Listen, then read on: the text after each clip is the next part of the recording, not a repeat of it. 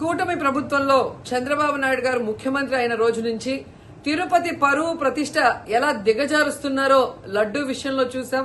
మొన్న మనుషులు చనిపోయిన విషయం మనం చూసాం. ఈ రోజు డిప్యూటీ మేయర్ ఎన్నికల్లో ఏ విధంగా మేయర్ మీద గాని, అలాగే వచ్చిన కార్పొరేటర్ల మీద, అలాగే దళిత ఎంపీ మీద దాడులు చేయడం మనం కళ్ళారా చూస్తున్నాం.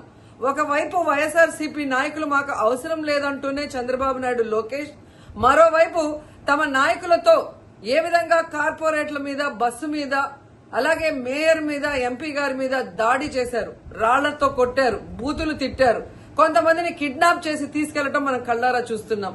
ఇవన్నీ కూడా పోలీసులు చూస్తుండగానే వాళ్ళ ప్రేక్షక పాత్ర వహించినప్పుడే జరగటం అనేది ఈ రాష్ట్రంలో లా అండ్ ఆర్డర్ ఎంత ఘోరంగా ఫెయిల్యూర్ అయిందో మనకు అర్థమవుతుంది. అండ్ పవన్ కళ్యాణ్ గారు, మీ ఎమ్మెల్యే, జనసేన ఎమ్మెల్యే తిరుపతిలో ఎంత దిగజారిపోయి ఈ రోజు కార్పొరేటర్ని కిడ్నాప్ చేస్తున్నారో ఒకసారి గమనించండి. నిజంగా మీరు చెప్పుకున్నట్టు చంద్రబాబు నాయుడు, లోకేష్, పవన్ కళ్యాణ్ మాకు 93% సీట్స్ వచ్చినాయి మొన్న ఎమ్మెల్యే, ఎంపీ ఎలక్షన్ లో అన్నారు. మీది ఈవీఎం గెలుపు అని అందరూ కూడా అనుకున్నారు. అదే నిజం అనేది ఇక్కడ మళ్లీ ప్రూవ్ అయింది. ఎందుకంటే నిజంగా ప్రజల ఓట్లతో మీరు 93% సీట్లు సంపాదించుంటే